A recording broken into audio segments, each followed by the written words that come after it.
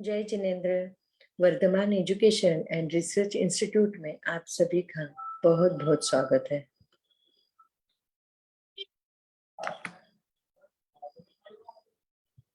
परम पूज्य प्रीति सुधा जी महाराज साहब की सुशिष्या स्वाध्याय प्रेमी पूज्य श्री संयम प्रीति जी महाराज साहब जी एवं सौ शकुंतला जी चौड़िया, इनके मुखारवन से हम सभी जन अध्ययन कर रहे हैं तत्वार्थ सूत्र। आज हमारा 38वां क्लास है। वैसे ही Vardhman education and research institute का कोलैबोरेशन विश्वकर्मा यूनिवर्सिटी के साथ हुआ है और बीए, एमए और पीएचडी के एडमिशन चालू है। जिनको भी बीए और एमए का एडमिशन करना है तो आप संपर्क कर सकते हैं महेश भैया के नंबर पे 9960810914 और जल्द से जल्द संपर्क करना।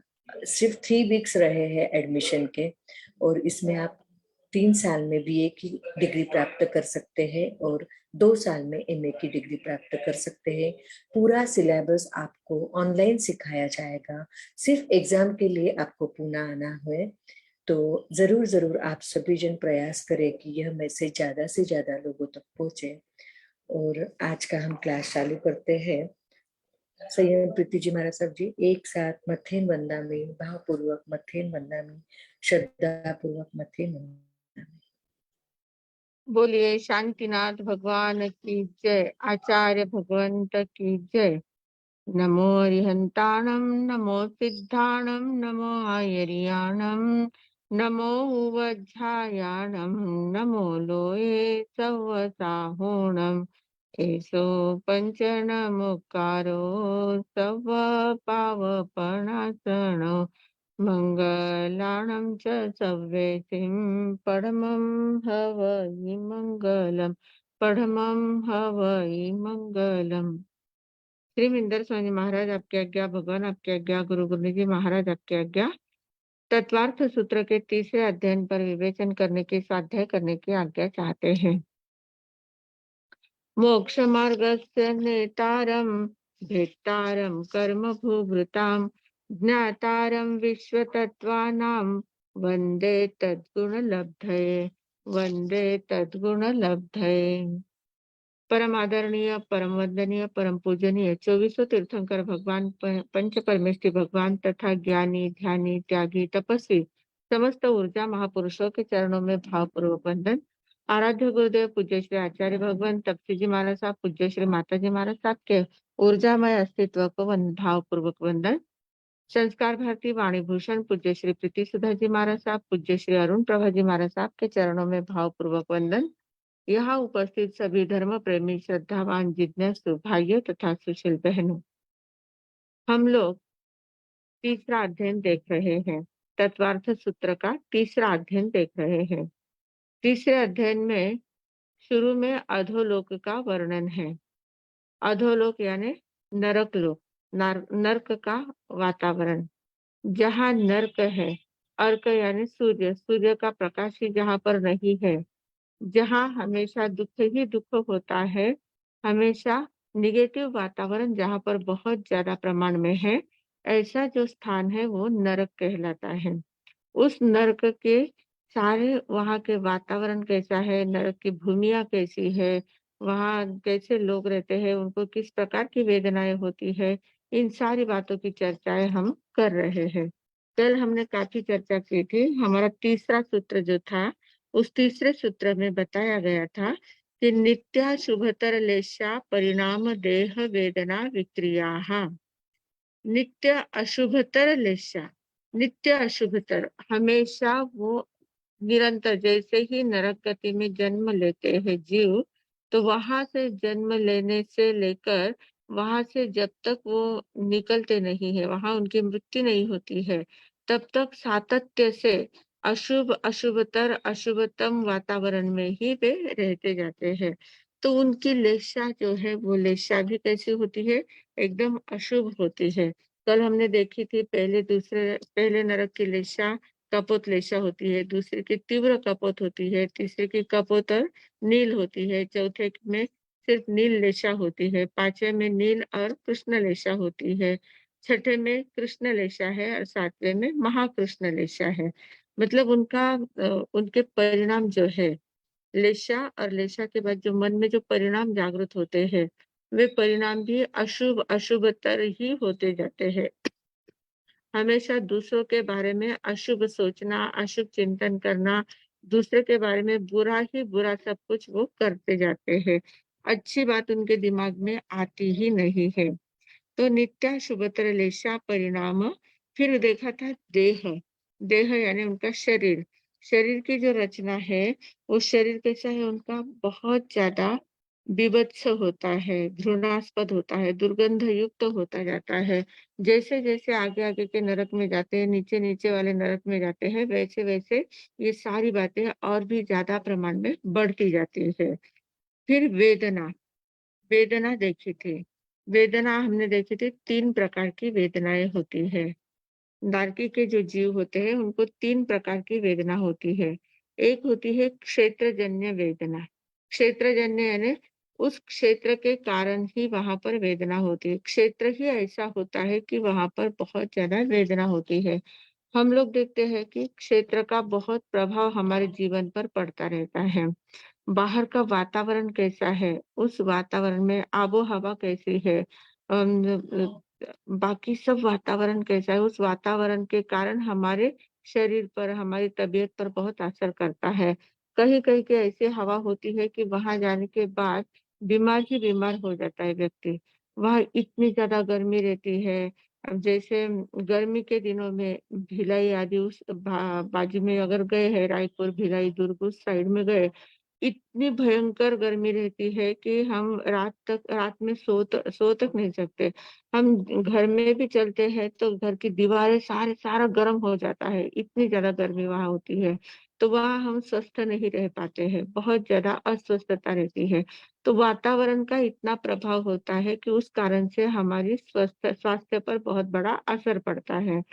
तो वैसे वहाँ का जो क्षेत्र है, उस क्षेत्र में इस प्रकार की वेदना देने का गुण होता है। ऐसा वातावरण होता है कि वहाँ पर रहने वाला जीव दुःख ही दुःख पाता जाता है। तो कहते हैं कि क्षेत्र की 10 प्रकार की वेदना होती है। क्षेत्र की वेदना 10 प्रकार की उनकी होती है।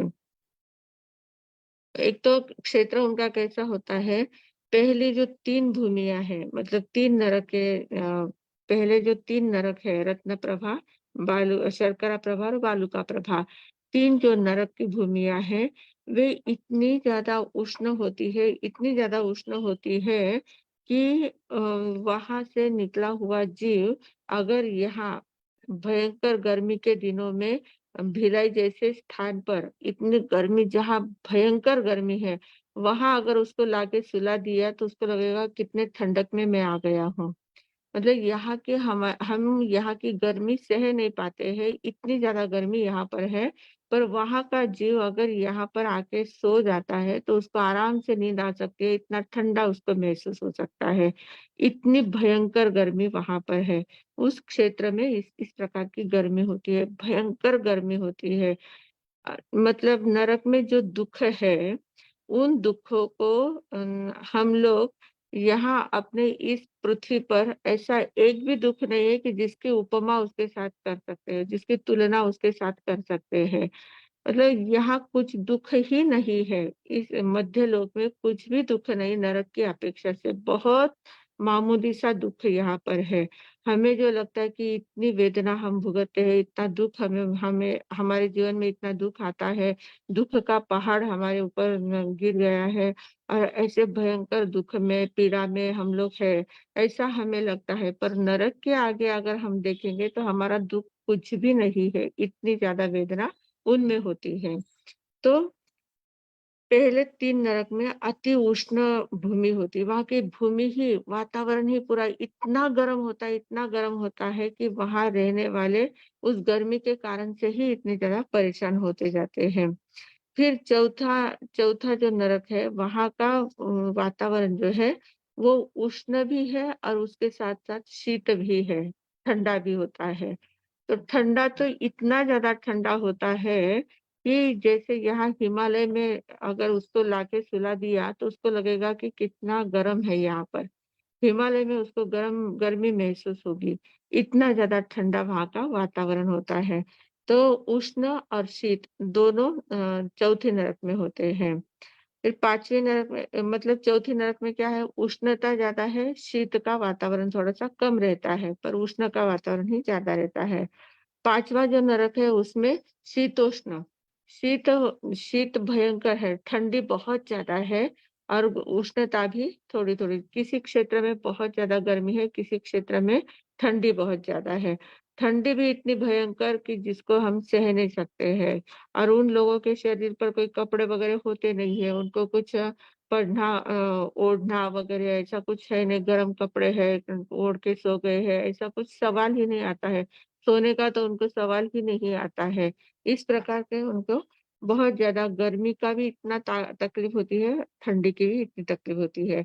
तो 5वीं नरक में शीतोष्ण होता है, शीत भी होता है और उष्णता शीत ज़्यादा और उष्णता कम होती है। 6ठी नरक में शीत ज़्यादा होता है, ठंडा वातावरण इतना ज़्यादा ठंडा वातावरण होता है कि वो ठंडा कड़ाके की जो ठंडी हम लोग कहते हैं कि उस ठंडी को सह नहीं पाते हैं। और 7वीं नरक शीततर है।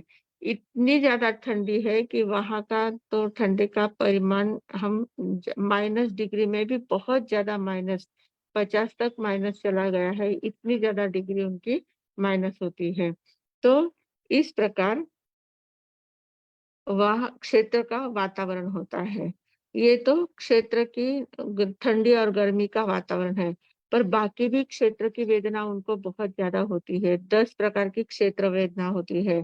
जैसे वहाँ क्षेत्र ही ऐसा है कि वहाँ इतनी ज़्यादा भूख लगती है, अतीत क्षुधा।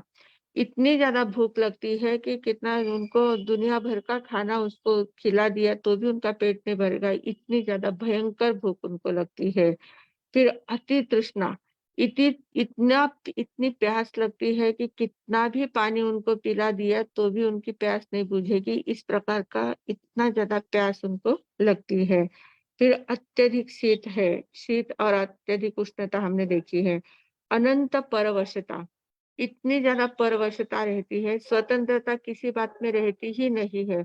इतनी ज़्यादा परतंत्रता ही परतंत्रता उनमें रहती है। स्वतंत्रता का तो विषय ही नहीं रहता है। ये मेरे हक का है, ये मेरा स्थान है, इस स्थान पर मैं शांति से रह सकता हूँ, ऐसा बिल्कुल भी नहीं होता है। किसी का कोई स्थान निश्चित होता ही नहीं है। कोई यहाँ आके बैठा है तो दूसरा आके तुरंत उसको वहाँ से उठा देगा, नहीं ये मेरा स्थान है, चलो हटो यहाँ से। ऐसा करके एक भी स्थान उनको स्वतंत्रता से नहीं मिल पाता है। फिर तीव्र ज्वर होता है। उनके शरीर में इतनी ज़्यादा गर्मी रहती है कि तपता ही रहता है, शरीर पूरा तप-तर ही रहता है, ठंडा होता ही नहीं है। तीव्र ज्वर उनके शरीर में होता है। घोर खुजली होती है। इतनी ज़्यादा खुजली शरीर में होती है कि वो खुजलाते-खुजलाते खुजलाने का उनको समय ही नहीं मिल पाता है। वेदनाएँ इतनी अलग-अलग प्रकार की इतनी ज़्यादा वेदनाएँ होती है, वो खुजली के मारे बहुत ज़्यादा परेशान हो जाते हैं। फिर अति भय होता है। सदा वे डरे हुए रहते हैं कि यहाँ से कोई आएगा वो मारेगा, वहाँ से कोई आएगा वो तकलीफ देगा, वो कोई सामने से आएगा, कोई इधर से आएगा, कोई उधर से आएगा। इतना भय उनके अंदर रहता है कि वो भय के मारे बहुत ज़्यादा डरे हुए रहते हैं। इसलिए कहते हैं कि नरक से जो जीव आता है ना, तो उसको यहाँ आने के बाद भी भय संज्ञा बहुत ज़्यादा होती है। 4 प्रकार की संज्ञाएँ हमारी जो कही है, आहार संज्ञा, भय संज्ञा, मैथुन संज्ञा और परिग्रह संज्ञा। 4 प्रकार की संज्ञा होती है। संज्ञा यानी अंतर के भावनाएँ जो होती है, अंतर की जो वेदनाएँ जो मतलब अ, जो हमें महसूस जो होता है, संज्ञा उसको कहते हैं। तो जो नरक से जीव आता है, उसको भय संज्ञा बहुत ज़्यादा होती है। कोई भी व्यक्ति इतने ज़्यादा डरता है, मनुष्य के भव में है, पूरे परिवार के साथ है, सबके साथ रहता है, पर इतना ज़्यादा डरता है कि कहीं अंधेरे में थोड़ा-सा जाना कहा तो इतना ज़्यादा डरेगा, नहीं बाबा मैं तो नहीं जाता हूँ। कुछ भी कोई सामने इतनी-सी चींटी भी दिखती है, इतना सा कुछ कॉकरोच वगैरह कोई भी कीड़ा-मकोड़ा दिखता है, तुरंत डरते हैं। इतने ज़्यादा भयभीत उनकी चेतना होती है। तो जो नरक से आते हैं उनकी चेतना भयभीत होती है। जो तिर्यंच गति से आते हैं ना, उनकी चेतना इतनी ज़्यादा आहार संज्ञा उनमें होती है तिर्यंच हम लोग देखते हैं जो पशु पक्षी होते हैं, दिन भर कितना भी खाते रहते हैं, खाते रहते हैं, उनको दूसरा काम रहता ही नहीं है। सामने जो भी दिखता है उसमें मुँह डालते हैं, खाते रहते हैं। तो खाने की आदत उनको इतनी ज़्यादा होती है, तो यहाँ आने पर भी दिन भर खाने की इच्छा जिनको रहती है, आहार संज्ञा जिनको बहुत ज़्यादा सताती है, तो वो आहार संज्ञा है तो समझ लेना कि ये व्यक्ति नजीक में तिर्यंच का भव करके आया हुआ है। तिर्यंच में से आने वाले आहार संज्ञा उनको ज़्यादा होती है। मनुष्य मरकर वापिस मनुष्य जब होते हैं, तो मनुष्य में से मनुष्य होने वाले के मन में मैथुन संज्ञा बहुत ज़्यादा होती है। उनको ब्रह्मचर्य की बात बिल्कुल भी सुहाती नहीं है और दिन भर इधर ध्यान दे, उधर ध्यान दे, ये कर, वो कर, पूरा ध्यान उनका बाहर में रहता है। स्व की ओर वो केंद्रित जल्दी हो नहीं पाते हैं। मैथुन संज्ञा मनुष्य के भव से मनुष्य गति से आने वाले जीव की मैथुन संज्ञा ज़्यादा होती है। और परिग्रह संज्ञा, लोभ संज्ञा जो होती है, देवगति से आने वाले जीव में लोभ संज्ञा बहुत होती है। जो कहीं पर भी कुछ भी देखा कि ये मुझे चाहिए, वो मुझे चाहिए, वो मुझे चाहिए, इतना ज़्यादा लोभ उनमें जागृत होता है, तो समझ लेना वो देवगति से आया हुआ जीव है। तो देवगति से आने वाले जीव में लोभ संज्ञा बहुत ज़्यादा होती है। तो इस प्रकार ये नारकी के जीव वहाँ इतना ज़्यादा भय होता है, उस भय के कारण से उनके अंदर-अंदर तक वो भय की बात बैठ जाती है। इसलिए दूसरे गति में जाते हैं तो वहाँ पर भी वो डरते ही रहते हैं। और फिर अति शोक होता है। शोक मतलब दिन भर शो करना यानी दुःख दुःख की वेदना महसूस करना। ये ये अच्छा नहीं लगा, रोना फिर बार-बार रोने की भावना होना, शोक करते रहना, ये अच्छा नहीं है, वो अच्छा नहीं, मेरे मन जैसा ऐसा नहीं है, वैसा नहीं है, कुछ भी मन जैसा नहीं होता है। इतनी ज़्यादा शोक की भावना उनकी रहती है, दिन भर रोते रहना है। अच्छा प्रसन्नता कभी उनके जीवन में आ ही नहीं सकती, उनके चेहरे पर कभी प्रसन्नता दिख ही नहीं सकती। ऐसा वातावरण वहाँ पर होता है, एकदम चेहरा उतरा हुआ और रोते ही रहने वाले होते हैं। और तीव्र दाह रोग होता है, जलन इतनी ज़्यादा होती रहती है, उनके शरीर में इतनी ज़्यादा जलन रहती है, वातावरण का प्रभाव वहाँ का होता है। तो ये 10 प्रकार की क्षेत्र वेदना उनके जीवन में आती है। तो ऐसी वेदना ये निरंतर इन वेदनाओं का वो अनुभव करते रहते हैं, 10 प्रकार की वेदनाओं का। फिर आगे कहा है चौथा सूत्र जो है हमारा, उसमें कहा है परोस्परो दीरित दुःखाहा। जो ये वेदना है ना, वेदना में दूसरी प्रकार की वेदना कौन-सी है? परस्पर जन्य वेदना। परस्पर एक-दूसरे को दुःख देने की वेदना होती है। तो अब क्या होता है, उनको जो नारकी के जीव होते हैं ना, नरक में न माँ-बाप होते हैं, न भाई-बहन होते हैं, न कोई परिवार होता है, न कोई परिजन होता है, न धर्म ध्यान होता है, न संत दर्शन होते हैं, न बिज़नेस होता है, न जॉब होता है, न कोई रसोई वगैरह का काम होता है, न कोई ख्वाब होता है। उनके दिमाग में कोई सपना भी नहीं आ सकता, कोई लक्ष्य उनका होता ही नहीं है। न उनको स्नान-मंजन करना है, कुछ भी नहीं करते हैं, न वस्त्राभूषण है, कुछ भी तो है नहीं, काम काम कुछ भी नहीं है ना। ये कोई भी किसी भी प्रकार का काम उनके पास नहीं है, तो फिर वो क्या करेंगे? फिर चल तू आ मैं तुझे दुःख देता हूँ, तू मुझे दुःख दे। वो दुःख की ही बात रहती है, तो एक-दूसरे को दुःख देने के में ही वो लगे रहते हैं। तो एक-दूसरे जैसे और उनके पास क्या होता है, अवधि ज्ञान होता है। तो अवधि ज्ञान जो है वो विभंग ज्ञान जिसको कहते हैं, अवधि अज्ञान होता है, क्योंकि ज्ञान का तो सवाल ही नहीं आता है, अज्ञान रहता है, पर अवधि अज्ञान रहता है। तो अवधि अज्ञान के कारण से क्या होता है, सामने कोई भी व्यक्ति दिखता है, उनको जो भी दूसरा नारकी का जीव अगर सामने दिखा है, तो एकदम से उनके पूर्व स्मृति याद आ जाती है, अरे! ये तो मेरा शत्रु था। भले वो सगी माँ है, सगा बाप है, कोई भी पहले भव में कोई भी होंगे, एकदम नज़दीक के मित्र होंगे, सब एकदम प्रिय व्यक्ति होगा।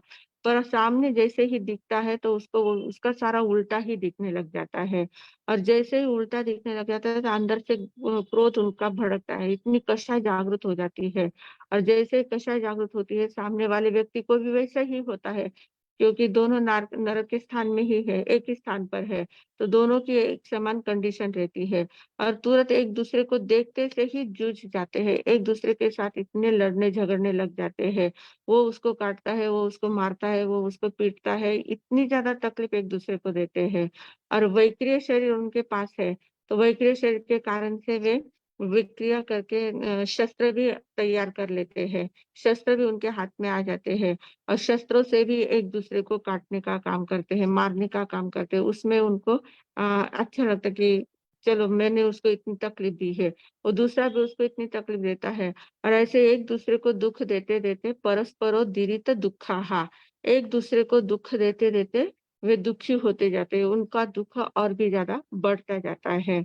तो कहीं पर भी उनको शांति नहीं रहती है, बिल्कुल भी शांति का वातावरण उनके जीवन में आ ही नहीं सकता। एक तो क्षेत्र का वातावरण ऐसा रहता है और परस्पर एक-दूसरे में इतनी ज़्यादा वैर भावना जागृत रहती है, सतत वैर भावना जागृत है, मैत्री भाव कहीं पर भी उनका जागृत नहीं हो पाता है।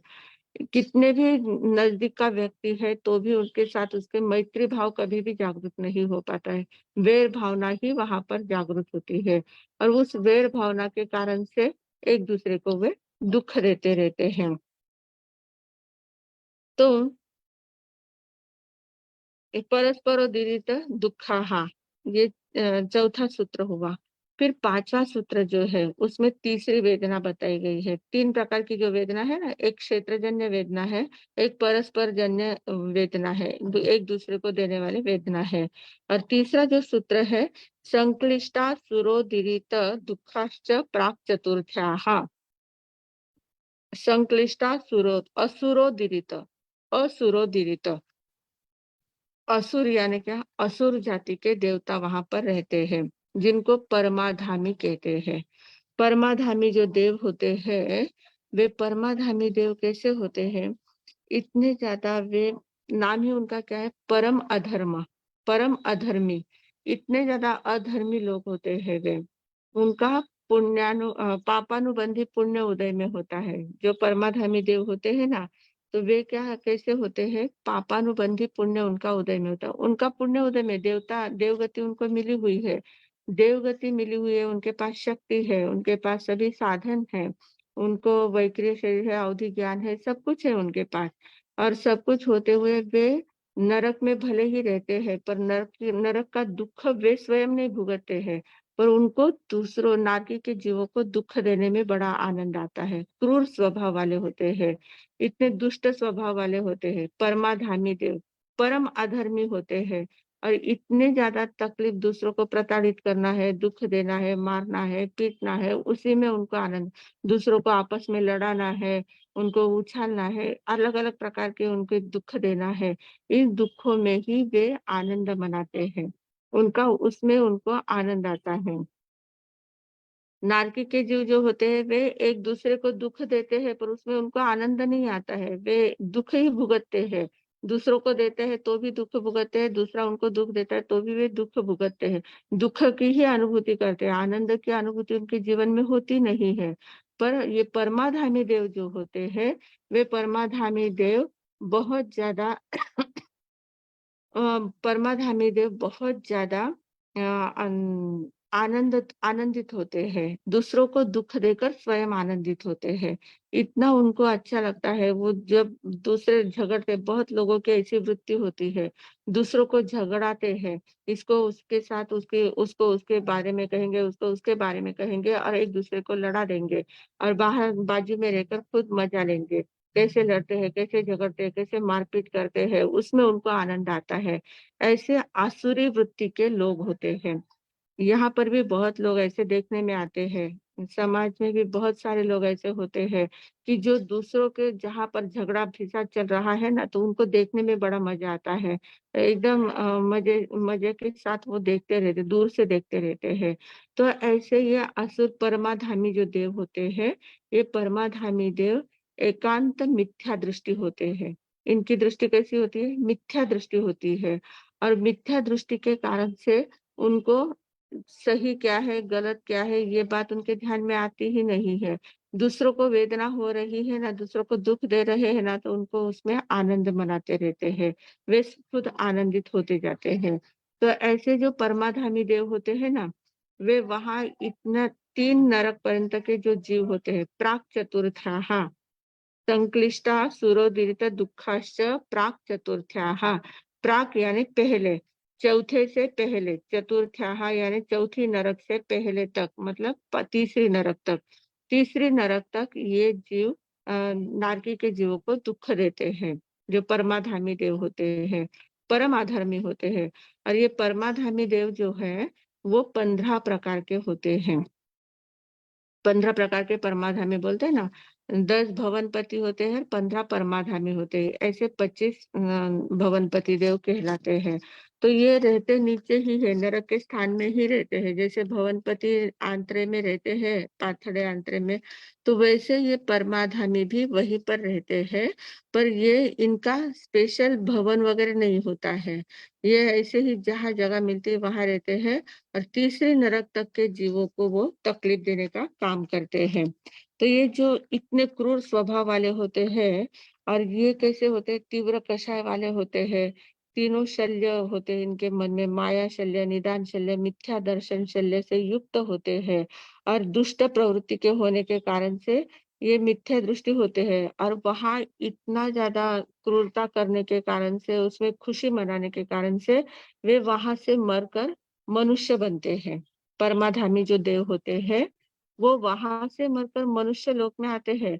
पर यहाँ आने के बाद भी दुष्ट काम ही करते, जैसे कसाई लोगों के घर पे जन्म लेंगे, कसाई बनेंगे, दूसरों को ऐसे दुष्ट काम में ही उनको आनंद आता है यहाँ पर भी। और यहाँ जिंदगी भर दुष्ट काम करते रहते हैं, दूसरों को तकलीफ देने, मारपीट करने रहते हैं। और फिर मनुष्य भव का पूर्ण जब उनका हो जाता है, तो वापिस वो नरक में चले जाते हैं। परमाधामी देव जो होते हैं, वे वापिस नरक में जाते हैं, और नरक में जाकर फिर नारकी के जीव बनते हैं, और वहां दुख भुगतते भुगतते हैं। पहले ये दुख देने वाले होते हैं। परमाधामी जो होते हैं, वे स्वयं दुख देते हैं। पर तीसरे भव में वहां से आकर मनुष्य बनते हैं। मनुष्य में दुष्टता का ही वर्तन करते हैं। और मनुष्य का भव पूर्ण होने के बाद वापस नरक में चले जाते हैं, और नरक में जाने के बाद वहां भयंकर वेदना वे भुगतते रहते हैं। इस प्रकार उनका जीवन एकदम अंधकारमय होता है, क्रूरता युक्त होता है, दुष्ट प्रवृत्ति वाला होता है। तो ऐसे जो परमाधामी देव होते हैं ना, वे 15 प्रकार के हैं। 15 प्रकार के परमाधामी होते हैं, और उनके नाम और उनके काम एकदम विशेष प्रकार के होते हैं। जैसे नाम होते हैं, वैसे उनके काम भी होते जाते हैं। तो जैसे पहले जो परमाधामी का, पहला प्रकार का जो परमाधामी है, उनका नाम है अम्ब। अम्ब नाम के परमाधामी होते हैं।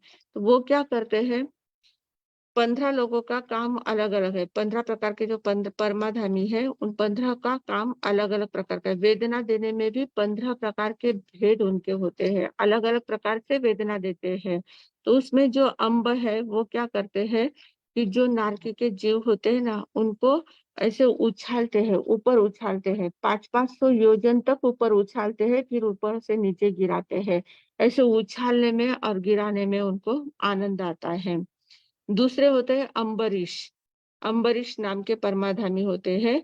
वे क्या करते हैं, उनके पास छुरे होते हैं, बड़े-बड़े छुरे रहते हैं, और छुरे से वो टुकड़े करते हैं, नारकी के जीवों के शरीर के टुकड़े करते जाते हैं। टुकड़े करना, वापिस उन टुकड़ों को मिलाना, वापिस उनका शरीर तैयार करना, वापिस उनके टुकड़े करना, उसमें उनको आनंद आता है। तो अम्बरीश नाम के जो होते हैं, वे छुरे से टुकड़े करते हैं। आप लोगों को लगता होगा कि ये सारी गप्पा और गप्पीदास है, क्या इतना किसने इतना देखा है और कौन इतना जानता है। पर हमारे यहाँ शास्त्र में उत्तराध्ययन सूत्र जो है, उत्तराध्ययन सूत्र का 19वां अध्ययन है मृगापुत्रीय। मृगापुत्र नाम का अध्ययन है। उस मृगापुत्र अध्ययन में जो मृगापुत्र है, जो व्यक्ति है मृगापुत्र, उसने वो राजकुमार रहता है। और राजकुमार होने के कारण से उसका बहुत लाड प्यार सब कुछ था। एकदम बहुत सारी शादियां वगैरह हुई थी। एकदम अच्छे से वो अपना राज्य सुख भुगत रहा था। एक दिन वो ऐसे अपने झरोखे में बैठा था, मृगापुत्र, और उसने नीचे जो लोग आवागमन कर रहे थे, उनकी ओर उसका ध्यान गया। उसमें एक संत को जाते हुए उसने देखा।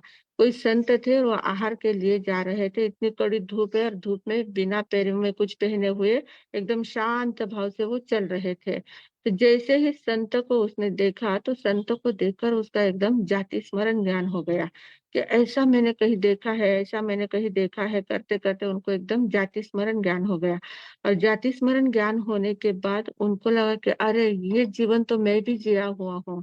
ऐसा जीवन तो मैंने भी पहले जिया है। मैं भी संत बना था पहले भव में, पर मेरी साधना कुछ अधूरी रह गई, इसलिए मुझे वापस जन्म-मरण के चक्कर में अटकना पड़ रहा है। तो वहाँ से वो जागृत हो गए और अपने माता-पिता से दीक्षा की आज्ञा माँगते हैं।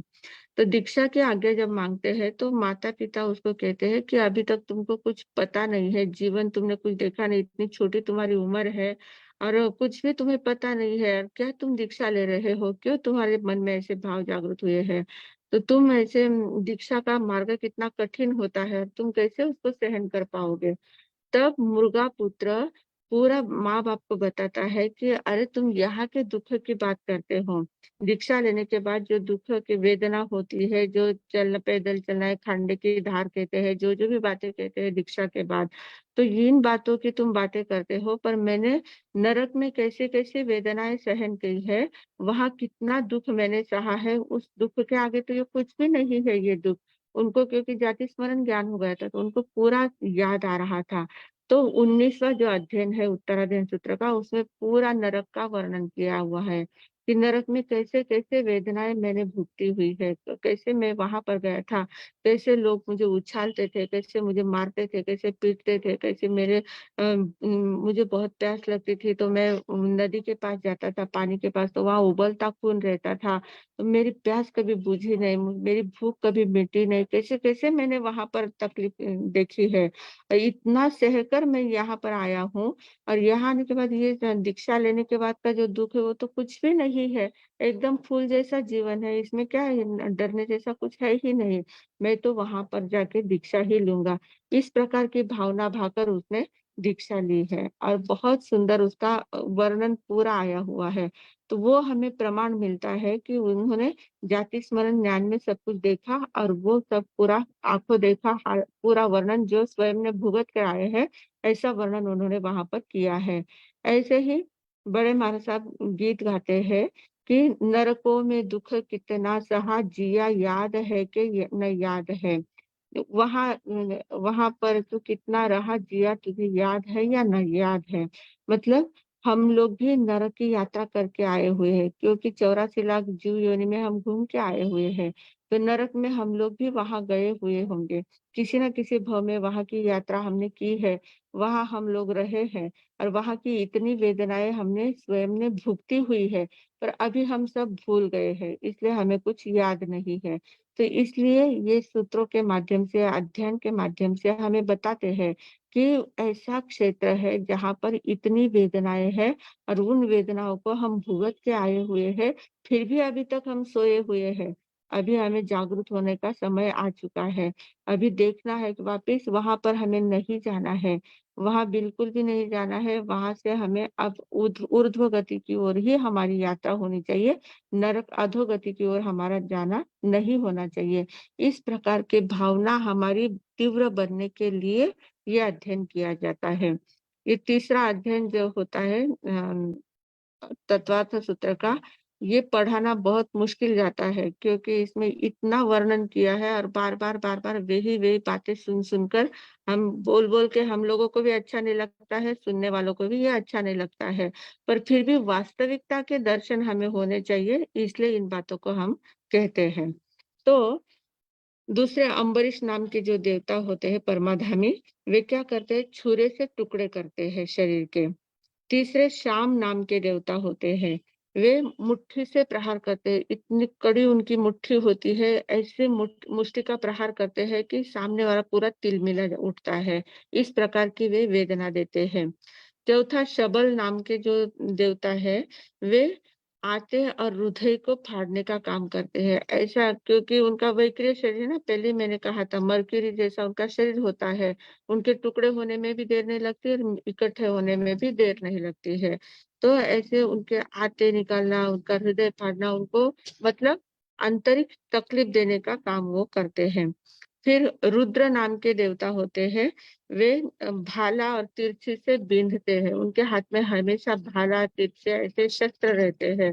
उससे वे जो आता है, जो दिखता है उसके शरीर में वो भाला डालते रहते हैं, तिरछी से उसको मारते रहते हैं। जो भी सामने दिखे उसके ऊपर भाला चलाना, तिरछी चलाना, इस प्रकार से वो काम करते हैं। महारौद्र नाम के जो परमाधामी है, वे अंगोपांग का छेदन करते हैं। हाथ, किसी का हाथ काट दिया, किसी का पैर काट दिया, किसी की गर्दन उड़ा दी, किसी का कुछ किया, ऐसा कुछ कुछ करते रहते हैं। अंगोपांग को मार उड़ छेदन भेदन करने का काम करते हैं।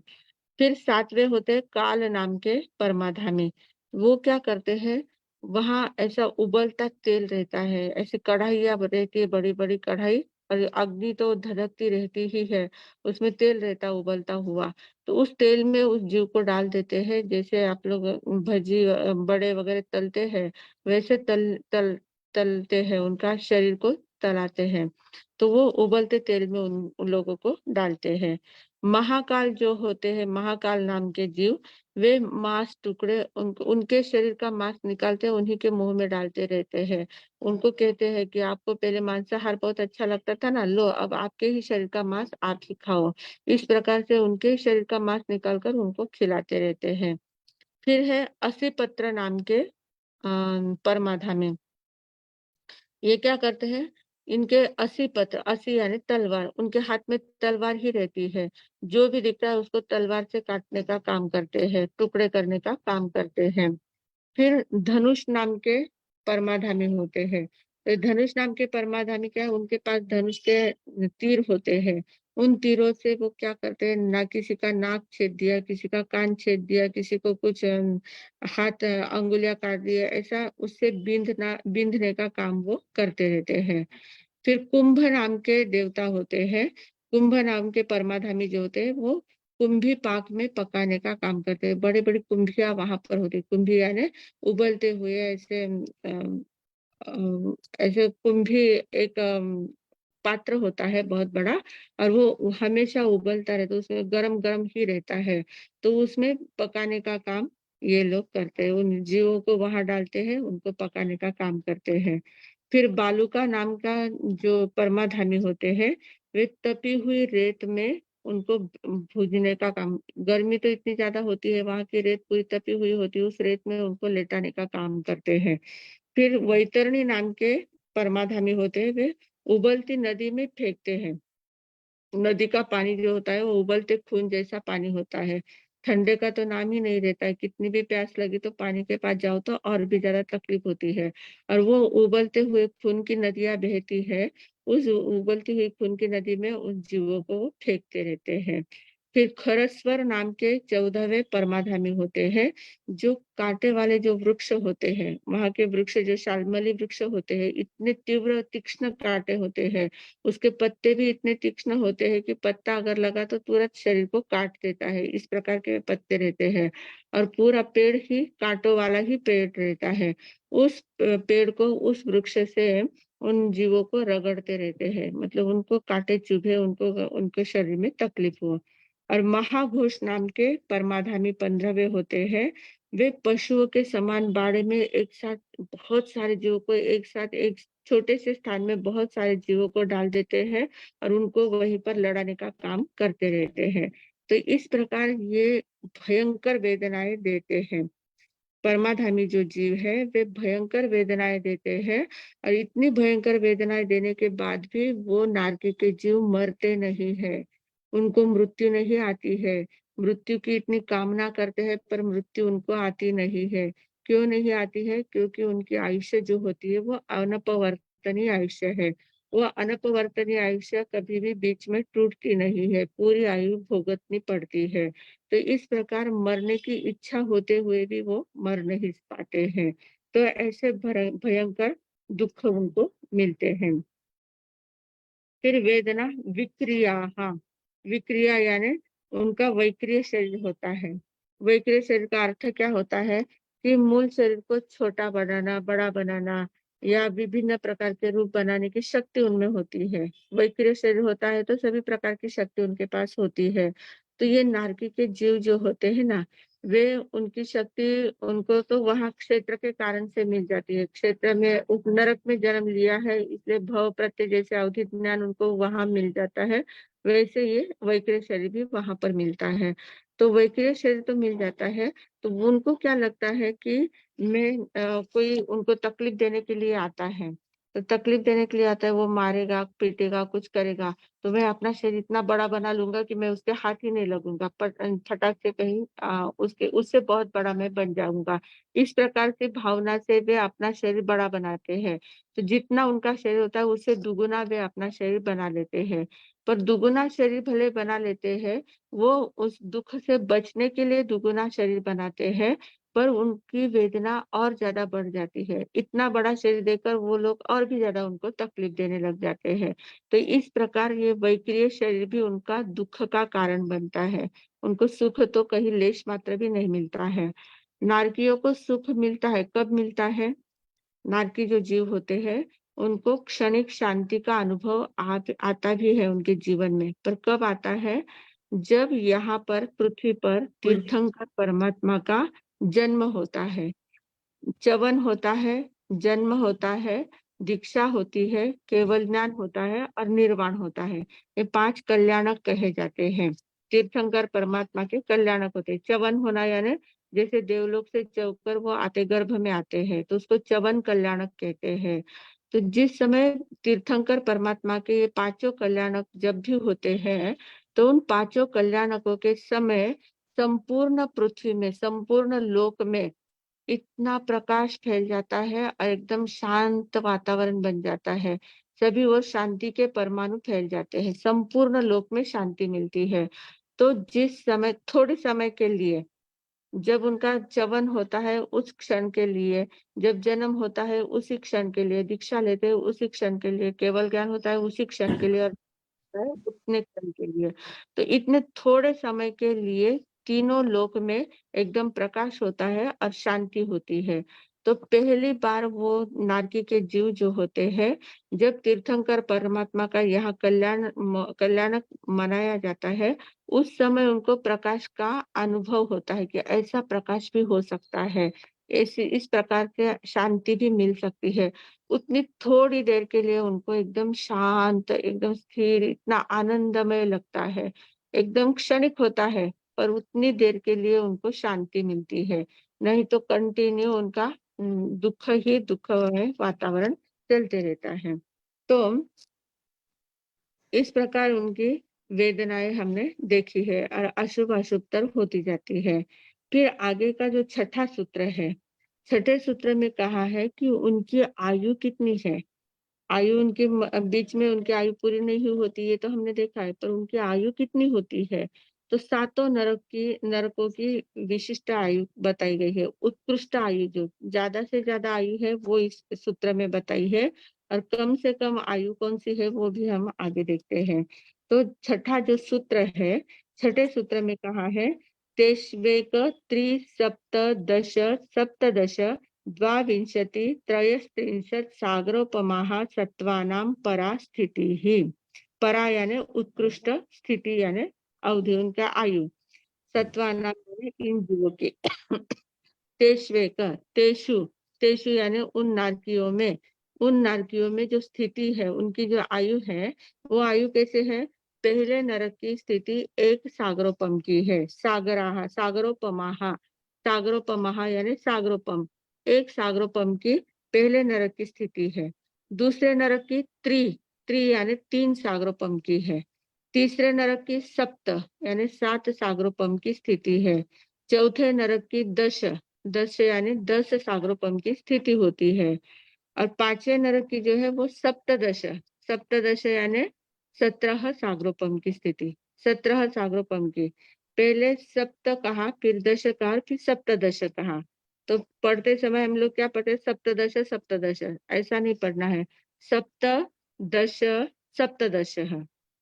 पहले सप्त कह के पॉज लेना है, फिर दश कहना है, फिर सप्तदश एक साथ कहना है। तो सप्त यानी 7, दश यानी 10 और सप्तदश यानी 17। पांचवें नरक की 17 सागरोपम की स्थिति होती है। फिर द्वाविंशति, छठे नरक की स्थिति कितनी है? 22 सागरोपम की स्थिति होती है। और सातवें नरक की त्रयस्त्रिंशत यानी 33 सागरोपम की स्थिति होती है।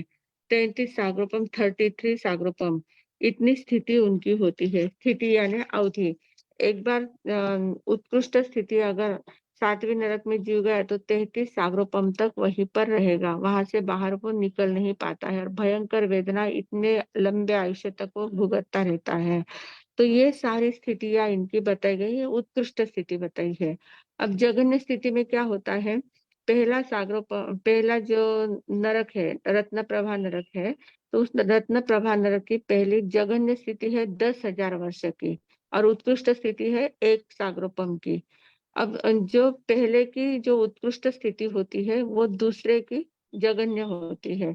जैसे पहले की उत्कृष्ट स्थिति 1 सागरोपम की हुई, तो दूसरे नरक की जघन्य स्थिति 1 सागरोपम, उत्कृष्ट 3 सागरोपम।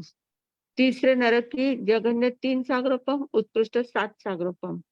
चौथे नरक की जघन्य 7 सागरोपम, उत्कृष्ट 10 सागरोपम। पांचवें नरक की जघन्य 10 सागरोपम, उत्कृष्ट 17 सागरोपम। छठे नरक की जघन्य 17 सागरोपम, उत्कृष्ट 22 सागरोपम और सातवें नरक की जघन्य 22 सागरोपम, उत्कृष्ट 33 सागरोपम। इस प्रकार इनकी स्थिति होती है, इनकी अवधि होती है और वो अवधि पूरी हुए बिना उनका छुटकारा होता नहीं है। जघन्य का अर्थ होता है कम से कम और उत्कृष्ट का अर्थ होता है ज्यादा से ज्यादा, इससे अधिक नहीं और इससे कम नहीं। इस प्रकार से इनकी स्थिति यानी कि आयुष्य होता है। तो इस प्रकार ये नारकी के जीवों का वर्णन हमने 6 सूत्रों में देखा है। मुझे जल्दी से जल्दी ये पूरा करना था क्योंकि नरक का वर्णन बहुत लंबे समय तक नहीं चलाना चाहिए। ऐसा हमें कहा गया है। मतलब हमारे जीना प्रीति जी महाराज साहब जो थे, बड़े महाराज साहब की बड़ी बहन थी, तो उनको तो बहुत ज्यादा था। वो 19वां अध्ययन जो है उत्तराध्ययन सूत्र का, उत्तराध्ययन सूत्र का 19वां अध्ययन जैसे ही पढ़ने के लिए शुरुआत करते थे तो वो एक ही बैठक में जल्दी से पूरा करना। उसके 99 गाथा है तो जल्दी से पूरा कर लेना, उसको अधूरा नहीं छोड़ना। 19वां अध्ययन जब भी शुरू करते हैं वो अधूरा नहीं छोड़ना, उसको एक साथ पूरा कर लेना चाहिए। बाकी के अध्ययन आधे छोड़ दिए तो भी चल सकता है, पर 19वां अध्ययन नहीं छोड़ना, ऐसी उनकी धारणा थी। क्योंकि उसमें पूरा नरक का वर्णन है और नरक के वर्णन को आधे में अगर छोड़ दिया और वापस हमारा पढ़ना नहीं हुआ तो वही बात हमारे दिमाग में रहती है और वो नारकी का विषय बहुत ज्यादा दुखदायी होता है। तो हम दुख में, कष्ट में ही अपना समय व्यतीत कर सकते हैं। तो इसलिए उस चिंतन को जल्दी से पूरा कर लेना और नए चिंतन में अपनी चेतना को लगाना चाहिए, इस प्रकार की भावना रहती थी। इसलिए मुझे ये 6 सूत्र बहुत जल्दी से पूरे करने थे, फिर भी हमें 3 दिन इसमें लग गए हैं।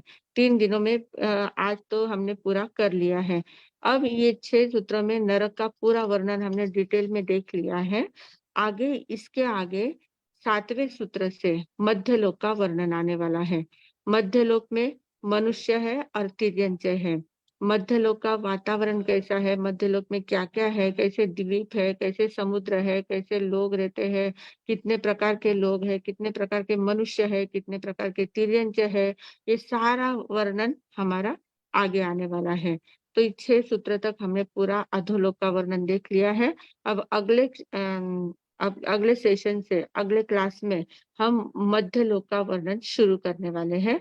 तो आज हमने ये सारी बातों को देखने के बाद ये बात ध्यान में ली कि ऐसा भी वातावरण होता है पृथ्वी पर, मतलब इस विश्व में इस प्रकार का वातावरण भी है, इतना दुखदाई भी है और इससे उल्टा एकदम सुखदाई भी वातावरण है। उस सुखदाई वातावरण का भी वर्णन हम देखने वाले हैं। स्वर्गलोक को भी हम देखने वाले हैं कि कैसे-कैसे सुख वहाँ होते हैं और कैसे-कैसे जीव की वातावरण कैसा होता है, जीव की स्थिति कैसे होती है, कैसे विचारधारा कैसे होती है, परिणाम कैसे बदलते जाते हैं, ये सारा वर्णन हम आगे देखने वाले हैं। तो इन बातों को सुनकर, देखकर हमें चिंतन करना है कि हमें ऐसे स्थान में जो गए होंगे, भूतकाल में जितनी बार गए होंगे वो बात भूल जाना है। भूल तो गए हैं, हमें याद तो कुछ है नहीं, पर अब वापस वहाँ पर हमारा जाना नहीं होगा, इस बात का हमें ध्यान रखना है और चिंतन धारा हमेशा हमारी शुद्ध शुद्ध और पवित्र रखने का प्रयास करना है। तो निश्चित रूप से हमें इस जीवन में भी आनंद आएगा, अगला जीवन भी हमारा सुखकर बीत सकता है। इतना ही बोलकर अब मैं विराम लेती हूँ। ओम शांति।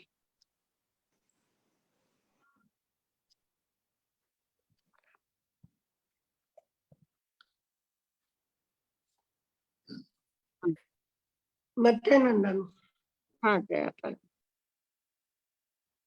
अभी हमारे साहब ने बताया है कि नरक का वर्णन सभी जिज्ञासु साधकों को भावपूर्वक जय जिनेन्द्र। अभी हमने नरक का वर्णन सुना।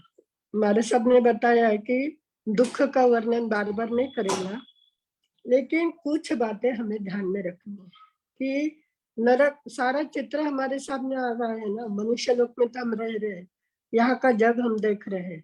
नरक कैसा होता है इसका पूरा वर्णन खाली सुनते हैं, नरक में इतनी वेदना है, इतना दुख है, ऐसा है वैसा है, आज तक सुनते थे। लेकिन आज पूरा हमने जाना है कि वहाँ के लोगों की स्थिति कैसी है, क्योंकि नरक में अशुभ, अशुभतर और अशुभतम लेशा वाले ही रहते हैं।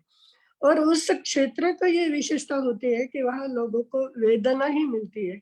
अभी वहाँ बताया कि वहाँ न परिवार है, न भोग है, न उपभोग है, कुछ नहीं है, खाली वेदना भोगने का स्थान, अत्यंत अशांति का स्थान है। तो क्या है? नरक ही है। और नरक में भी कैसे रहते हैं, क्षेत्र की वेदना कैसी होती है, इतनी ज्यादा गर्मी, अति ठंड, ऐसे वातावरण में रहने के बाद मनुष्य कितना भी ये किया है, आक्रोश किया है कि इस वेदना से मेरी छुटकारा होना चाहिए, लेकिन बताया है कि देव गति का और नरक गति का आयुष्य अनपवर्तनीय होने के कारण पूरा वहाँ का दुख भोगने के बाद ही वहां से बाहर निकल सकते हैं। वहाँ कोई आत्महत्या का चांस आपको नहीं है, और भी कुछ मरने का सोचा तो भी आपको वहां से निकल नहीं सकते। तो नरक का चित्र आज हमने देखा है, और इतना भयानक चित्र देखने के बाद निश्चय में मन में भावना आएगी कि ऐसे कोई भी क्रूर कार्य मेरे द्वारा नहीं होंगे। मैं अभी पूर्व इसमें जो भी कुछ हुआ हो उसको ओसिरा कर आगे मेरे द्वारा ऐसे कोई भी अशुभ कार्य नहीं होंगे, इसके हम क्या करेंगे? प्रतिज्ञा करेंगे। अभी परमाधर्मी देवता देव गति मिलने के बाद ही परम अधर्मी यानी देव गति मिलने के बाद भी उन्होंने काम कैसा किया? अधर्म का ही काम करता है। और वहां से पुनः जन्म लेने के बाद क्रूरता में उनका जन्म होता है। कसाई होते हैं, तीव्र ऐसे जानवर भी बनते हैं, हिंसक प्राणी भी होते हैं, बाघ सिंह वगैरह भी हुए। तो यहाँ पर भी आकर वो क्या करते हैं? क्रूरता का ही, क्योंकि वो संस्कार लेते आते हैं और उस संस्कार के कारण वैसे ही जीते हैं। और जीने के बाद अभी उन्होंने दूसरों को वेदना दी है, तो वेदना दूसरों को वेदना जिसने दी है उसको वेदना तो भोगनी पड़ेगी। तो एक नरक का जीव वापस नरक में नहीं जाता, नरक से निकलकर एक जन्म उनको करना पड़ता है। तो तिर्यंत में आते हैं या मनुष्य गति में आते हैं, यहाँ से जाने के बाद वापस नरक में ही जाते हैं। और जैसे दूसरे जीवों को उन्होंने वेदना दी है, वैसी वेदना उनको भी भोगनी पड़ती है। अभी परमाधर्मी के 15 प्रकार बताए, सभी ने अच्छी तरह से सुना है, वापिस उसका रिपीटेशन नहीं करेंगे, क्योंकि दुख की बातों को हमें भूलना है। सिर्फ ध्यान रखना है कि नरक में जाने के बाद कैसी वेदना हो सकती है, और कभी भी उस मार्ग की ओर बढ़ने का ऐसा कोई भी आचरण हमारे द्वारा नहीं होगा। ये जो क्लास हमारी चल रही है, इसमें हमारी जीवन की हमें ये करना है कि दुर्लभ मनुष्य जन्म जो मिला है, जो हमारी गलतियां पहले हुई है, जन्म मरण की परंपरा हम चला रहे हैं, कई बार तिर्यंत में जाके आए हैं, नरक में जाके आए हैं, देवलोक में जाके आए हैं, हर जगह हमारी यात्रा हो चुकी है।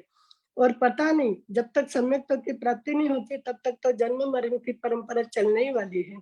तो ऐसे अशुभ गति के ओर कभी भी हमारे कदम नहीं बढ़ेंगे।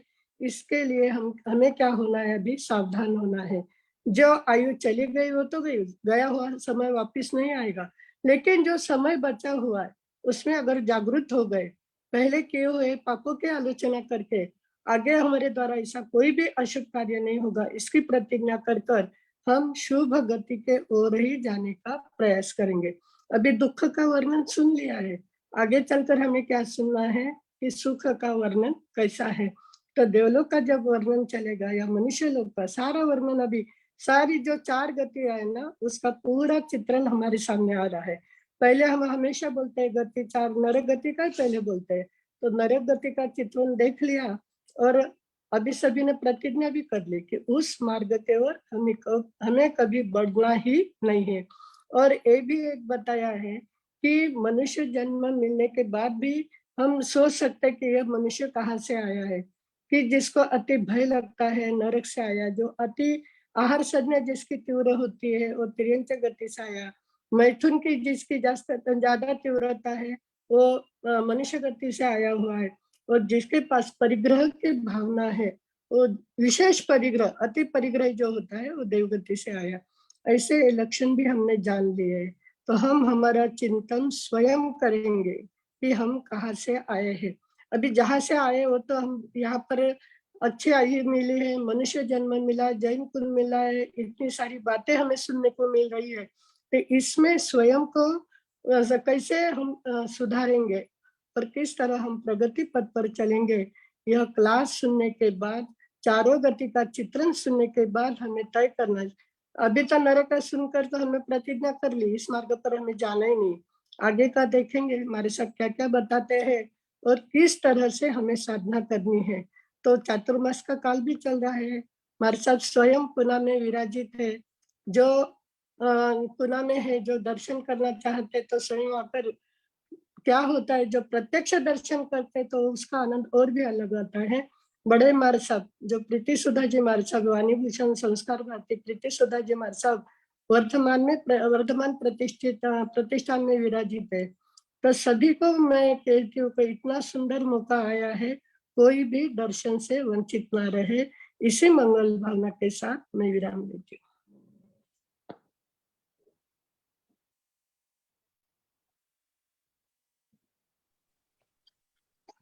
धन्यवाद मासी जी।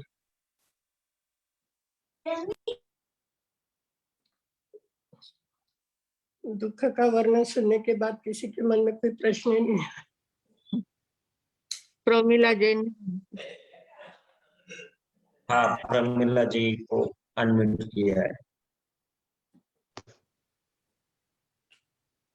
और सोमवार से अपना क्लास 8:30 को रहेगा। अगला जो सेशन शुरू होगा मंडे से, तो 8:30 से 9:30, क्योंकि चातुर्मास काल चल रहा प्रमिला जी आपको अनम्यूट किया है। मथे बंदारी महर्षि, हाँ जी। मुझे आज है ना तेले का 3 दिन का वो पचकान आज का चाहिए, तीसरा है एकाशना। तेले का हाँ मतलब तीसरा एकाशना है आज। अच्छा, तीसरा एकादशी। हाँ जी। ओम शांति शांति शांति।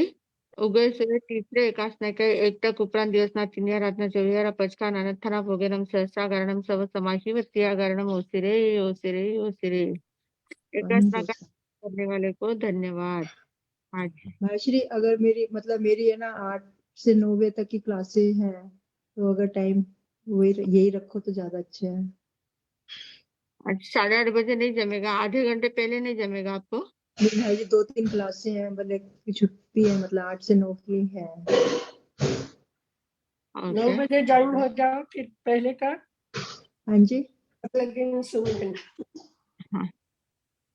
क्यों है अभी बहुत चातुर्मास लेट हो चल रहा जाता है ना, हाँ रात जी, में नहीं हमें वो बहुत ठीक लेट हो है। जाता है ना, या रात के 10 बज जाते हैं। 10 बजे के आगे हमारा 10:15 10:30 तक हो जाता है ना, फिर बहुत लेट हो जाता है। इसलिए बड़े मार साहब ने कहा है कि 8:30 से 9:30 तक लो, ज्यादा से ज्यादा 10 बजे तक मंगल पाठ सुना देना। इसलिए हमने ये किया है आगे। मेरी और क्लास होती है ना, तो उसमें थोड़ा सा वो रहेगा मुझे। थोड़ा लेकिन सा फेसबुक पर आता है ना, वापस फेसबुक पे आता है तो आप थोड़ा बाद में सुन लेना प्लीज।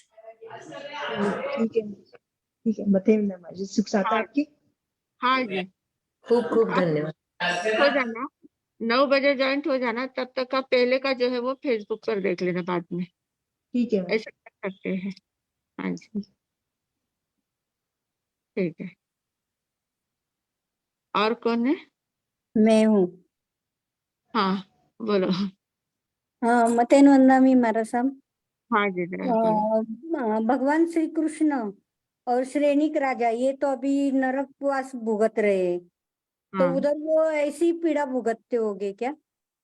पीड़ा वैसी ही है, पर उनको क्या है, उनको सम्यक दर्शन की प्राप्ति हुई है, क्षायिक सम्यक है उनका।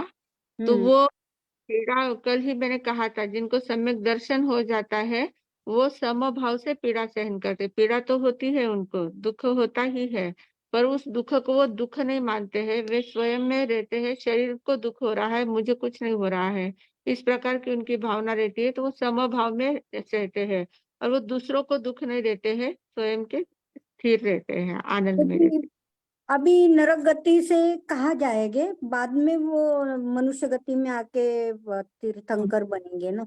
आयुष्य उनका पूर्ण होगा तब वापिस मनुष्य गति में आकर वो तीर्थंकर बनने वाले हैं, दोनों तीर्थंकर बनने वाले हैं। मतलब नरक गति से डायरेक्ट मनुष्य गति में आ सकते हैं। डायरेक्ट मनुष्य गति में आकर तीर्थंकर बनेंगे। अच्छा, हम्म। ठीक है, हाँ धन्यवाद। मथेन वंदम, हाँ जी, सुखिता। हाँ, हाँ। और कोई है? नौकरसी। हाँ, हाँ, हाँ, कराते। मंजूषा जी और लता जी है। हाँ मथेन वंदामी महाराज साहब। हाँ जी। नरक गति में फिर आहार क्या लेते हैं जीव? उनका वैक्रिय शरीर होता है ना, वैक्रिय शरीर को अपने जैसे आहार की जरूरत नहीं होती है। अपना फिर वो अपना जैसा आहार होता है वैसा उनका आहार नहीं रहता है, देवताओं का भी नहीं रहता है, नारकी का भी नहीं रहता है, वैक्रिय शरीर है उनका। तो वैक्रिय शरीर को सिर्फ वो आ, रोम आहार, रोम आहार रोम आहार होता है तो ना। होता है, रोम आहार तो होता है, वो जहाँ रोम आहार होता है, पर कवल आहार नहीं होता है उनका। अच्छा, तो फिर वो दिन भर क्या करते हैं मतलब? वो दुख ही भुगतते रहते हैं, एक दूसरे को दुख देते हैं। वही कहा ना मैंने कि एक दूसरे को दुख देना, दुख भुगतना, उसी में उनका जीवन पूरा होता है। अच्छा, पीड़ा में ही उनका जीवन पूरा होता है। तो मथेन उनके सिर्फ अपने जैसे हड्डी मांस मज्जा कुछ नहीं रहता है ना, हाँ हाँ हाँ, की जरूरत नहीं रहती है। अच्छा अच्छा, मथेन वंदामी सुखसाता। हाँ जी, हाँ जी।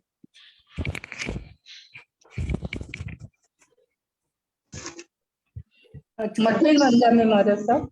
हाँ जी। महाराज साहब, जब ये पंचेंद्रिय जीवों की हिंसा बहुत करते हैं और ऐसे लोगों की आयुष्य बंध के समय अगर भावना शुभ या अच्छी हो तो उनका जो किया हुआ ये कर्म है अहिंसा का, हिंसा का, हम्म। तो उसकी तो उन्हें ये मिलेगी है ना, वो जरूरत तो नहीं होता है, जैसे देखो आयुष्य भर आपने बहुत बुरे कर्म किए हैं और आयुष्य का बंध होते समय शुभ आयुष्य का बंध हो गया है, मनुष्य का भव हुआ है या देवता का आयुष्य का बंध हो गया है, तो अच्छा, वहां पर वो जन्म तो लेते हैं, मनुष्य बनते हैं। पर हम हाँ, लोग देखते हैं मनुष्य में आने के बाद उनको शांति नहीं मिलती है। जन्म से ही उनको इतने रोग शुरू हो जाते हैं, उनके शरीर में कहीं माता पिता का वियोग हो जाता है, बहुत गरीबी का सामना करना पड़ता है, बहुत सारे कष्ट उनको भुगतने पड़ते हैं। तो हाँ, जो कर्म करते हैं वो तो भुगतने पड़ते ही है, किसी भी भव में जाए तो भी वो उनको भुगतने पड़ते ही है।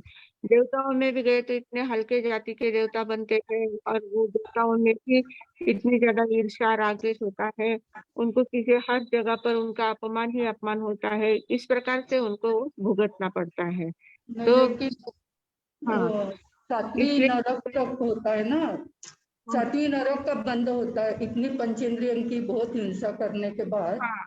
हाँ तो हाँ, तो अगर उनके आयुष्य बंध के समय भाव अच्छे रहे तो ये बाकी अच्छे रहे तो कर्म। भी जिस भाव में वो जाएंगे वहां उनको उतनी वेदना भुगतनी ही पड़ती है, उतने दुख उनको भुगतने ही पड़ते हैं, जिंदगी भर भुगतने पड़ते और हैं। उसके बाद तो वो जो किया है उसका भोग तो हाँ, करना ही उसका पड़ेगा। उसका फल भी वापिस कहीं ना कहीं वो वापिस जाएंगे ही नरक में।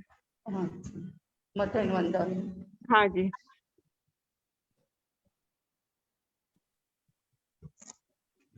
आगे जयप्रकाश जी लोढ़ा, अंतिम प्रश्न। फिर बंदा बाबू जी। हाँ जी, दया पालो। बाबू जी ऐसे क्या करें कि आखिरी समय में हमारी भावनाएं लेशा अच्छी रहे? हम सतत प्रयास करेंगे। दिन अब जैसे जागृति आई है, जहाँ से हम जागे वहां से हमें सवेरा समझना चाहिए। जागृति आई है तब से हमारे मन में अच्छे विचार ही आने चाहिए, बुरे विचार जैसे आते हैं उनको बाहर निकालना, बुरे विचार नहीं करना है, हमारी सोच बदल लेना है। तो जैसे सोच हमारी बदलती जाएगी अपने आप लेशा हमारी शुभ शुभ होती जाएगी और अंतिम समय हमारा पूरा अच्छे से हो सकता है। क्योंकि हम दिन भर हम चलते फिरते, उठते बैठते, सोते जाते, खाते पीते, कुछ न कुछ जीव हिंसा, कुछ न कुछ ऐसे पाप होते रहते हैं बाप जी। तो अब पाप उसका होना बात अलग है, पाप होना, शरीर से पाप होना बात अलग है, पर मन से भावना भाना ये बहुत अलग बात है। दो क्रिया होती है एक साथ। एक व्यक्ति कर्तव्य की दृष्टि से करता है, एक कर्ता बुद्धि के दृष्टि से करता है। मतलब दो बहनें सब्जी बना रही है, सब्जी बना, दोनों सेम सब्जी बना रही है, सेम सब्जी को काट रही है, पर एक बहन कह रही है कि नहीं, मेरा ये कर्तव्य है, मैं संसार में हूँ, मुझे ये करना है, खिलाना पिलाना पड़ता है, इसलिए मैं काट रही हूँ। सभी जीवों से पहले खमत खामना करके फिर वो सब्जी को सुधारेगी। और दूसरी रहती है कि नहीं, मैं तो एकदम इतनी बढ़िया सब्जी बनाती हूँ, सब लोग खाते ही रहे, मेरी प्रशंसा करेंगे, ऐसा होगा वैसा।